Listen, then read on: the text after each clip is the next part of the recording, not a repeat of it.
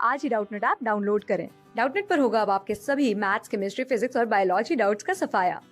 बस अपने क्वेश्चन की फोटो खींचो, उसे क्रॉप करो और तुरंत वीडियो सोल्यूशन पाओ। Download now.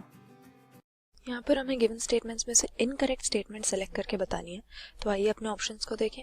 पहला लिखा हुआ है कि लेमर और spotted cuscus convergent evolution show करते हैं। तो यहाँ पर ये दोनों ऑस्ट्रेलिया में ऑस्ट्रेलियन कॉन्टिनेंट पे पाए जाने वाले मैमल्स हैं, लेकिन स्पॉटेड कस्कस यहाँ पर हमारा मार्सूपियल मैमल हो जाता है, जबकि लेमर प्लेसेंटल मैमल्स में आ जाता है। तो ये दोनों थोड़े सिमिलरली इवॉल्व होकर एक दूसरे के जैसे सिमिलर कैरेक्टर्स रखने लगे हैं। हालांकि मैमल्स के अलग अलग ग्रुप में बिलोंग करते हैं, एक मार्सूपियल है और एक प्लेसेंटल है। तो इसी को हम कन्वर्जेंट एवोल्यूशन कहते हैं। क्यों?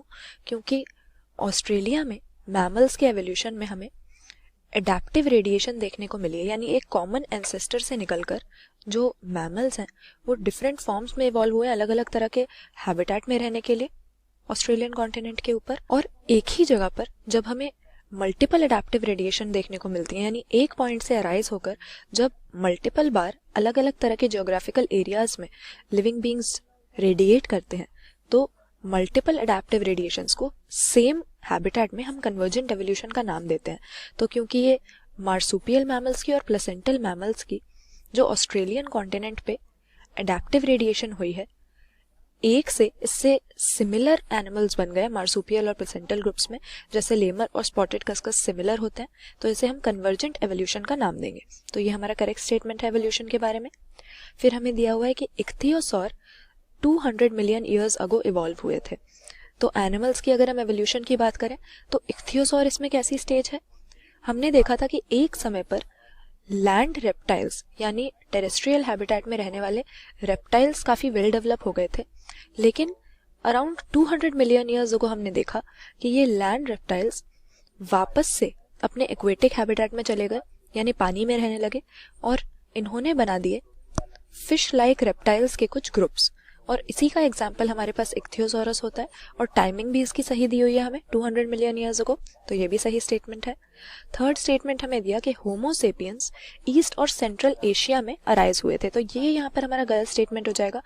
होमो सेपियंस हम स्पीशीज नेम यूज करते हैं ह्यूमन बींग्स के लिए, और ह्यूमन बींग्स की जो अभी प्रेजेंट स्पीशीज है वो कहाँ पर अराइज हुई थी, उसका ओरिजिन हम देखते हैं कि एशिया में नहीं बल्कि अफ्रीका में हुआ था। और अफ्रीका में से अलग अलग कॉन्टिनेंट्स की तरफ ट्रैवल करके ह्यूमन बींग्स की डिफरेंट रेसेस की फॉर्मेशन हो गई थी। तो यहाँ पर होमो सेपियंस के ओरिजिन की जगह हमें एशिया बता रखी है, तो ये गलत स्टेटमेंट हो जाएगा।